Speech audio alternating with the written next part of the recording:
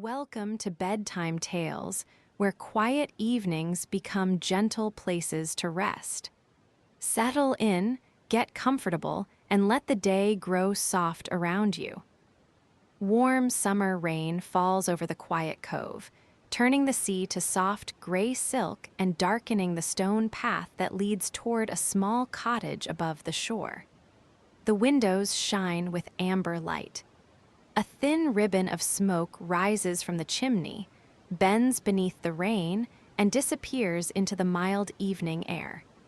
Below the garden wall, the water moves in long, easy folds, reaching the sand with a low hush and drawing back again. The cottage stands where the grassy slope becomes a sheltered garden, with rounded stones beneath its white walls and rosemary growing beside the wooden door. Rain gathers on the rosemary leaves.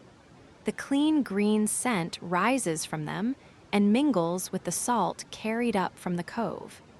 A pair of dry slippers waits just inside.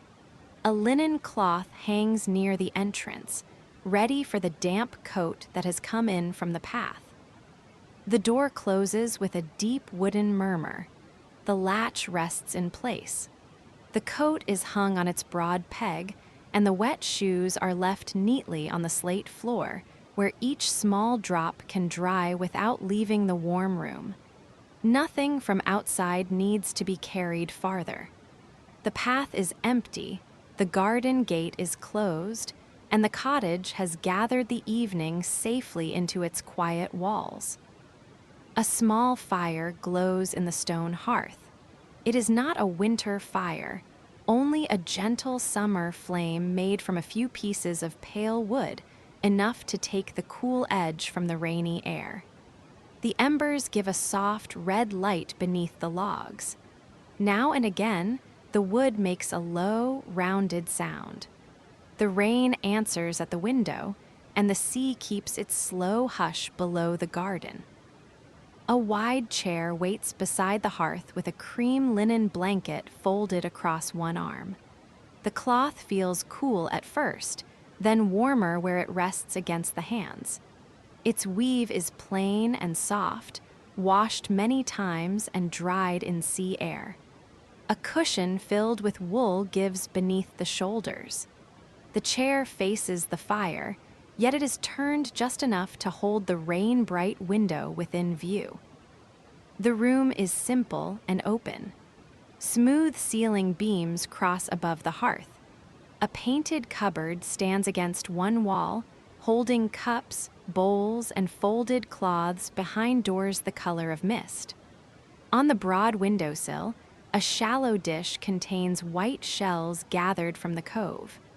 Their curved surfaces catch the firelight and hold it in quiet patches, like small pieces of moonlight resting indoors.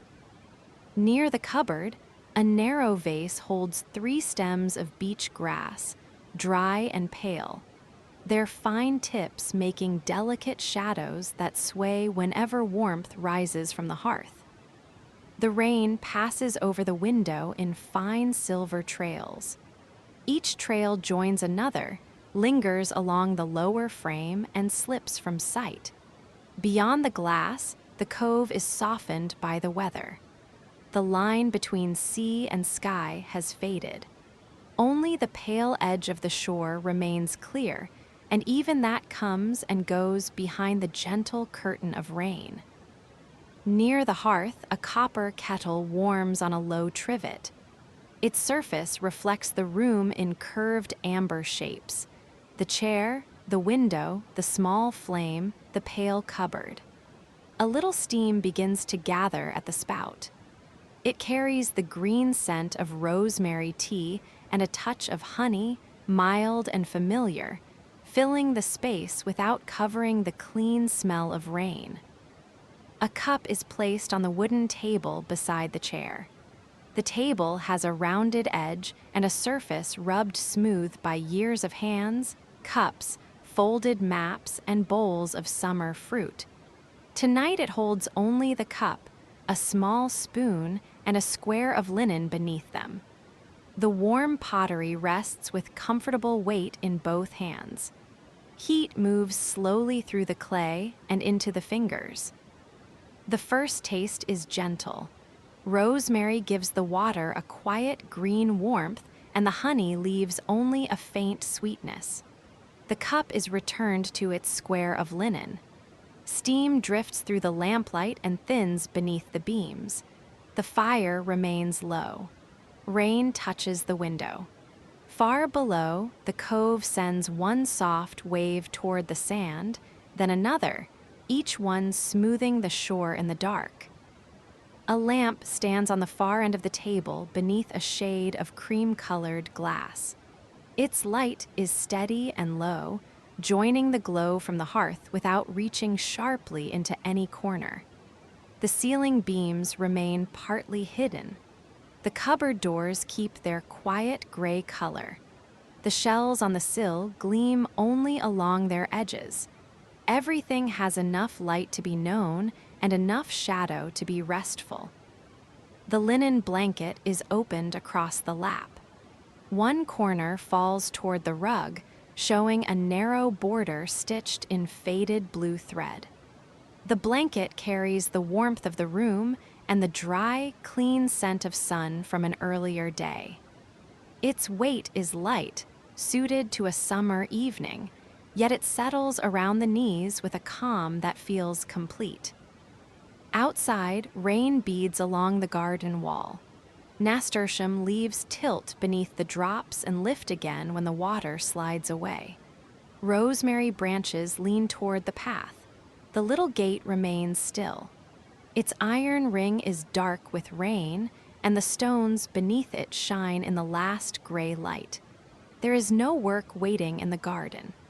Pots have been set beneath the eaves, herbs have been gathered, and the watering can rests upside down beside the shed. Inside, the fire has everything it needs. A small basket of dry wood stands close to the hearth, though only one slender piece is added. It lies across the embers and begins to glow along its lower edge. The movement is unhurried and soon complete. The basket returns to its place. The iron tool rests against the stone. The hearth rug lies flat and clean. The cottage seems to listen to its own familiar sounds. Rain on the glass, a low fire in the stone hearth, the sea moving beneath the garden, the kettle easing as it cools. Each sound is soft enough to leave space around it. Together, they make the room feel wider, as if the walls have opened into a sheltered part of the evening where nothing needs to change. A narrow shelf beside the chair holds a few cloth-bound books. Their covers are plain, in colors of sand, moss, faded blue, and warm brown. One is lifted only for the comfort of its weight. The cloth is slightly rough beneath the thumb. The pages have a dry scent of paper and wood, a small indoor scent that belongs naturally beside tea and firelight. The book opens where a pressed fern has rested between the pages. The fern is flat and delicate, its green long faded to the color of straw. It is moved to the table, safe beside the lamp. The open pages remain quiet on the knees. A few lines pass beneath the eyes without asking to be remembered. Their shapes are enough, dark, and even on the creamy paper. Rain grows a little fuller for a while, spreading a deeper whisper across the roof. It gathers in the gutter and flows through the downpipe toward the garden barrel. The sound is smooth, with no hard edges. At the window, the cove becomes a field of gray light. The fire gives the room its amber center, and the blanket holds its gentle warmth. The page is turned. Paper brushes paper with a dry, feather-like sound. Another page follows after a long while. There is no need to reach any particular place. The book can remain open or close whenever the hands grow still. The fern waits beside the lamp. The tea sends up less steam now, though the cup remains pleasantly warm. On the mantel, a small piece of driftwood lies beneath a round clock with no chime. The wood has been shaped by water until every edge is smooth. Pale lines curve through its grain. Beside it sits a blue glass jar containing a few stems of dried sea lavender. Their tiny flowers make soft shadows on the wall when the fire moves. The driftwood is lifted and turned once in the hand. Its surface is cool, light, and almost silky from its long journey through water and sand. Now it has a place above the hearth. It asks for nothing more. It is returned beside the quiet clock, and its curved shape fits the stone exactly as before. The rain eases again. Individual drops can be heard from the eaves, falling onto the broad leaves near the door. The sea comes forward in the silence, one long hush along the shore, followed by a pause filled with the faintest sound of pebbles shifting beneath the water. Then the hush returns, low and even, never near enough to disturb the cottage. A small rug covers the floor between the chair and the hearth. Its wool is the color of oats, with a border of muted blue and green. Barely visible grains of sand rest near one edge, carried in from the path on another day. A brush hangs beside the door, though the grains are harmless where they are, tiny reminders of the cove beneath the hill. The cup is lifted again. The rosemary has softened in the warm water, and the honey has become part of the tea. The last steam touches the face and fades. The spoon remains clean beside the cup.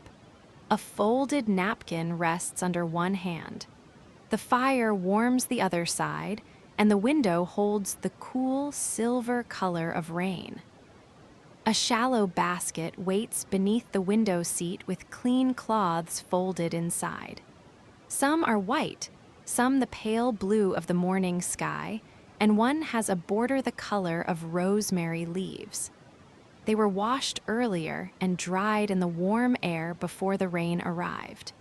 Their fresh scent remains, simple and soft, held between the layers of linen. The basket is lifted onto the window seat. Each cloth is already dry, yet the edges can be brought together more neatly. One is opened across the knees, its corners found and matched, then folded into a calm square. Another follows.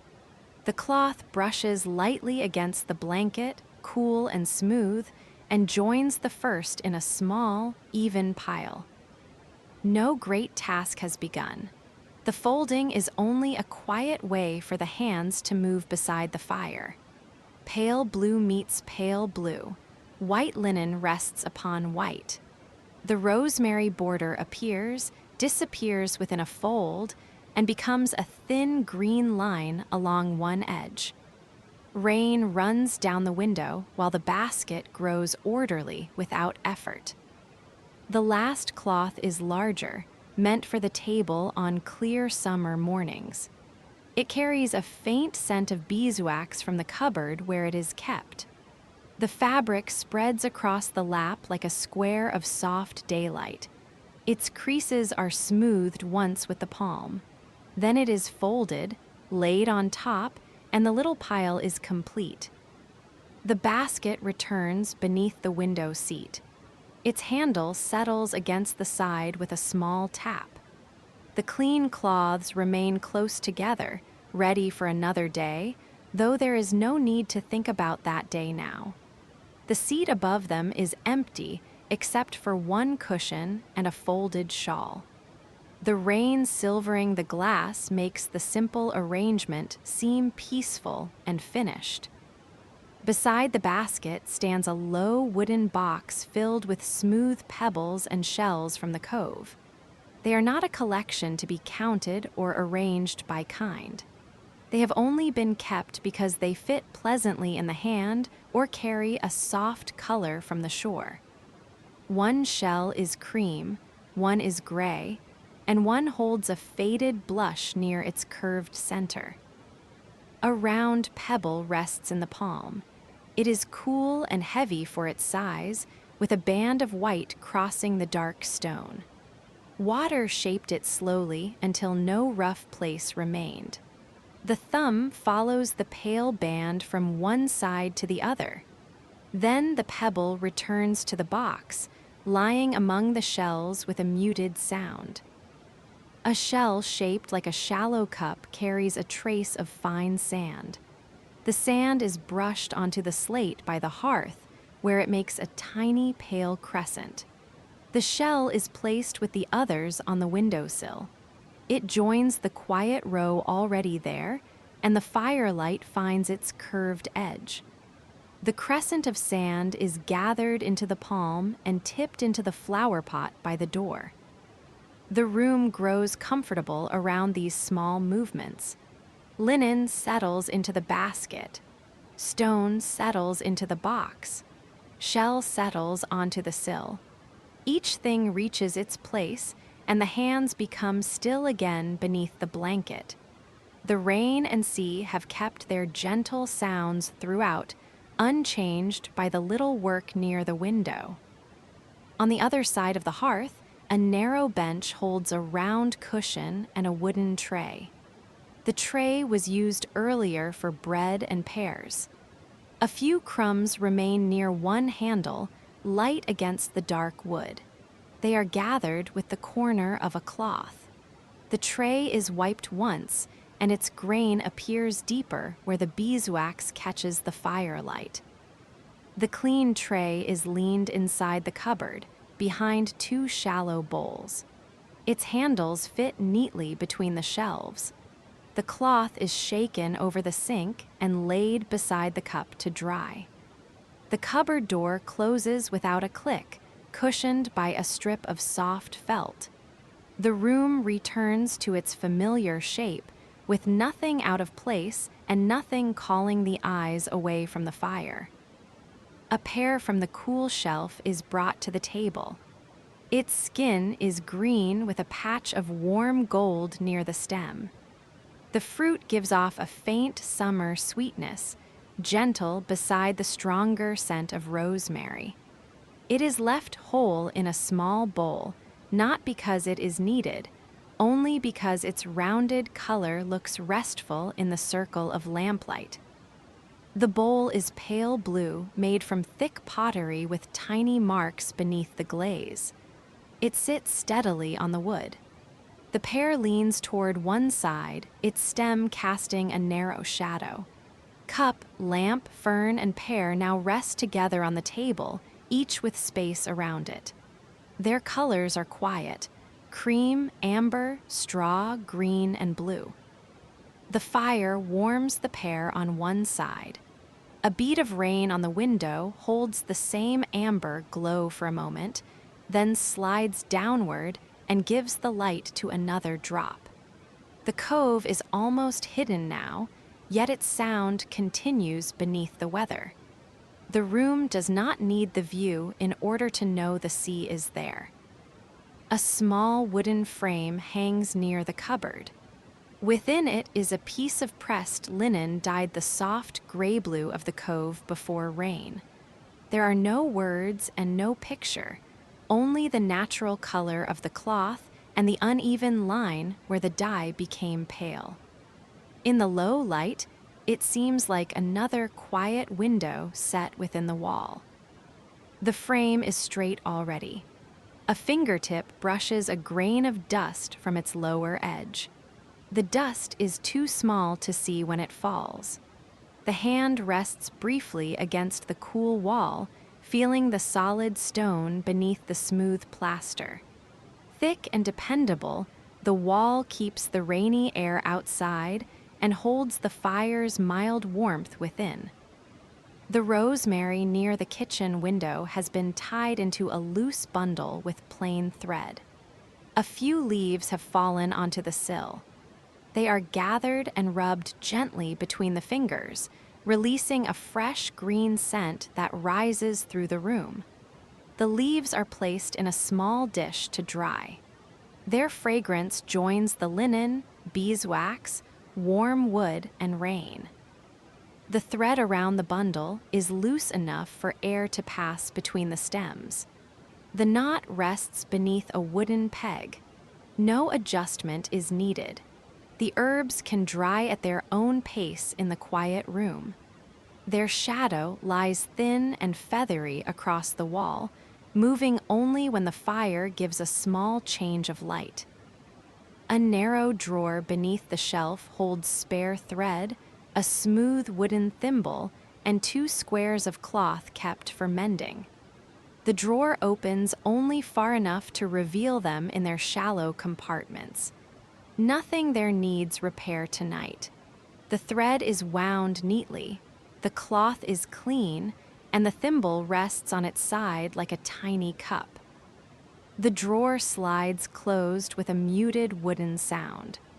A beeswax candle stands above it in a plain pottery holder, unlit because the lamps and embers already give all the light the cottage needs.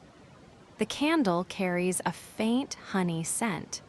Its wick is trimmed, its surface smooth, and it can remain untouched through the rainy evening. Near the door, the damp coat has stopped dripping. The slate beneath it is marked by a few dark circles that grow smaller at their edges. Warm air from the hearth reaches them gently. By morning, the stone will be pale and dry again. For now, the circles belong with the wet path, the shining garden wall, and the soft rain beyond the porch. The gentle activity has come to its natural finish. Cloths are folded. The tray is clean. Shells lie along the sill. Rosemary rests near the window. The pear remains in its bowl for morning. The hands return beneath the blanket, warm from the cup and the low fire, with no other task waiting nearby. Nothing remains uncertain in the cottage. The garden tools are under cover. The shutters are hooked back securely. The chimney draws well. The path drains between its stones, carrying the rain toward the grass. The small boat pulled above the shore is turned upside down beneath its canvas, dry and firm on its wooden supports. All that belongs outdoors has found shelter. Within the room, every simple task is already finished. The table has been wiped.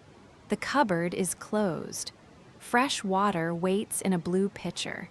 Bread is covered by a cloth in the pantry, and a bowl of pears rests on the cool shelf.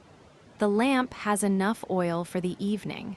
The fire is modest and safe. The door latch rests easily in its place. The book closes with the fern still waiting beside the lamp. Its pages settle together. It returns to the shelf between the moss-colored volume and the faded blue one, leaving a narrow space that fits it neatly. The fern is placed in a shallow wooden tray where it can lie flat until morning.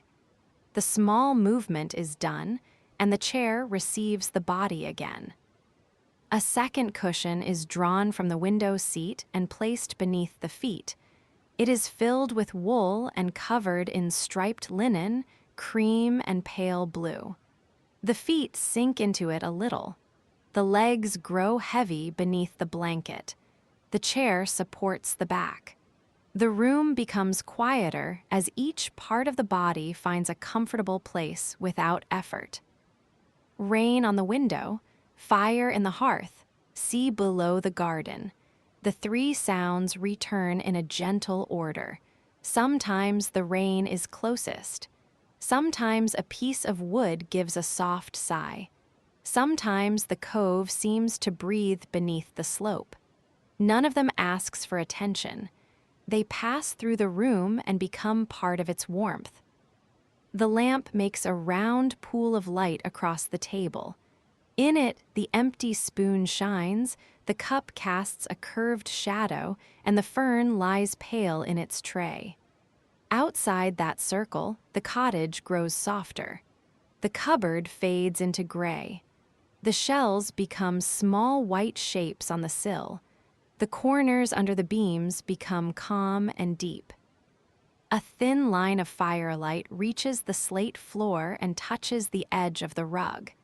It moves when the flame moves, then becomes still again.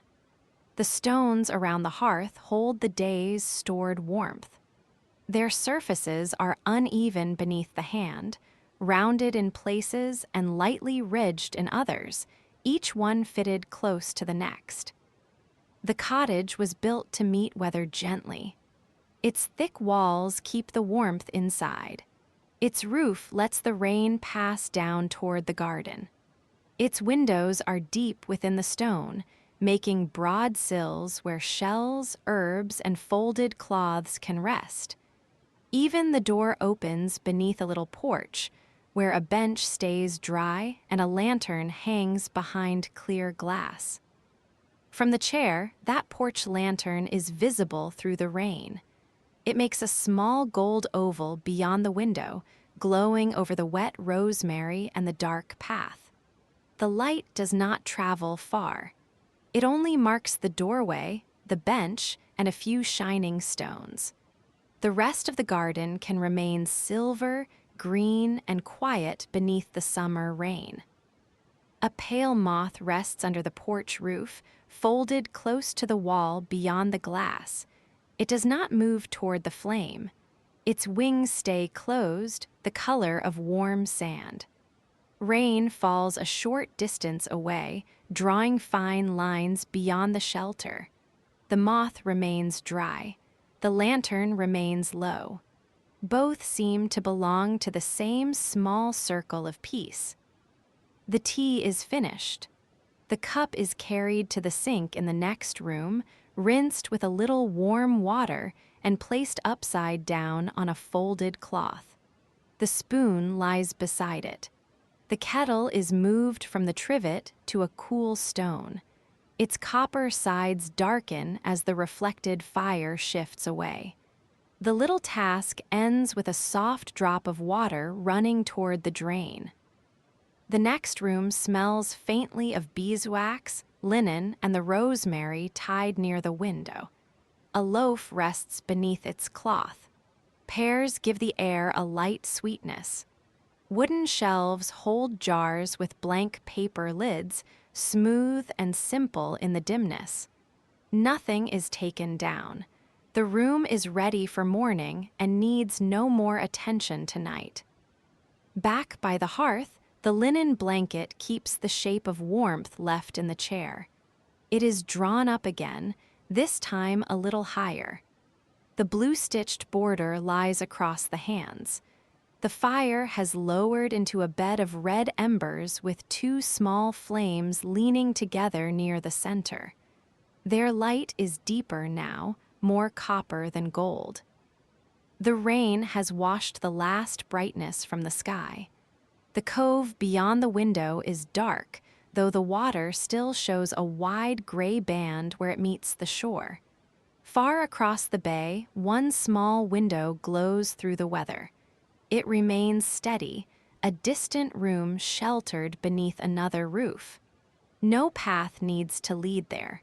Its light is simply part of the night.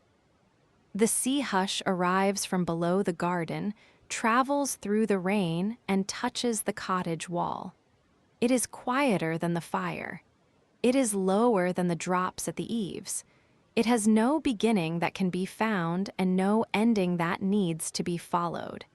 It comes, rests, and becomes quiet.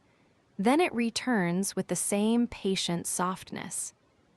A hand passes over the blanket, smoothing one small fold. The linen feels warm over the wool cushion beneath it. The chair gives a familiar creak and grows still. The cushion under the feet holds its shape. The room supports every resting thing: books on the shelf, shells on the sill, driftwood on the stone, cup on the drying cloth. The fire needs no more wood. The embers will keep their warmth and then fade in their own good way behind the low iron screen. The screen is placed before the hearth, its dark frame simple against the stone.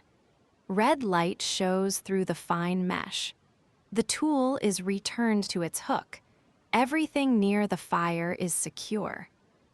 The curtain is drawn halfway across the window, leaving a narrow view of the porch lantern and the rain. Its fabric is soft cotton, almost white, with tiny woven lines that show when the lamplight reaches them. The curtain takes some of the silver from the glass and gives the room a warmer edge. The remaining view is enough. Rain on the window, low embers in the hearth, see below the garden. The familiar order grows softer. The drops are farther apart. The red light is smaller. The sea is almost hidden beneath them both, a deep and gentle hush under the cottage floor, under the grass, under the mild summer night. The lamp is turned lower. Its cream shade darkens from bright honey to pale amber. The table draws inward beneath it. The spoon is gone, the cup is drying, and only the fern remains in its shallow tray. Its fine leaves cast one last delicate shadow, then become a simple pale shape as the light lowers again. The chair is left ready beside the hearth, while the narrow bedroom receives the quiet of the evening. A clean cover lies turned back on the bed. The pillow is cool beneath its linen case. A light quilt rests at the foot, stitched in squares of cream, faded blue, and sea green. No heavy cover is needed in the mild air. The bedroom window looks toward the sheltered side of the garden. Rain travels down the glass in slow paths. A rosemary branch, dark and shining, leans near the sill without touching it. The porch lantern is hidden from here. Only a faint amber reflection reaches the upper pane, enough to show the edge of the curtain and the smooth wooden frame. A small woven mat lies beside the bed. The slippers rest upon it, toes turned toward the room. The linen blanket from the chair is folded once and placed across the foot of the bed, where its blue border meets the quilt. Its stored warmth remains for a while. The chair cushion, the cup, and the book can all stay where they are until morning. The bedroom lamp is smaller than the one beside the hearth. Its shade is painted glass, pale as milk. When it is lowered, the room becomes mostly shadow with a soft circle around the bed. The ceiling slopes beneath the cottage roof. Rain passes above it in a gentle wash, smoother here than at the front window. The pillow gives beneath the head. The linen is cool against the cheek and warm beneath it after a little while. The quilt lies lightly across the body. One hand rests on its soft, stitched surface. Each square has the same quiet weight. The mattress holds steady. The room asks for no movement. From the next room comes the faint red glow of the hearth. It reaches the doorway and rests there, too low to enter farther. The iron screen is in place. The lamp beside the chair is nearly out. The book is back on its shelf. The fern lies flat. The kettle cools on stone. Every small thing has come to rest. The rain remains on the roof. The sea remains below the garden. The cottage holds its warmth. The blanket lies smooth. The pillow stays cool and soft. A drop reaches the eaves and falls among the rosemary leaves. The leaves release their clean green scent into the night. The cove sends a low hush toward the shore. The sand receives it. The water draws away. Embers glow behind the screen. Their red light grows smaller. The stone keeps a little warmth. The room grows dim. Rain crosses the glass. As slowly, as softly, the garden gate rests beneath the mild rain. The path shines between the grass. The porch lantern keeps one small circle of amber light. The moth remains folded under the roof. The shells are pale on the sill. The driftwood rests above the hearth. The books stand close together. The cup dries on linen. The kettle is still. Nothing waits to be finished. Nothing needs to move. Only rain on stone and glass. Only sea against quiet sand. Only warmth held inside thick walls. The quilt is light. The pillow is soft. The cottage is quiet. The garden is quiet. The cove is quiet. Rain at the window. Warm stone. Low embers. Soft linen. Dark water. A mild summer night. A sheltered room. A little warmth. A little rain. The sea far below. The roof close above. A still air. A soft shadow. Rest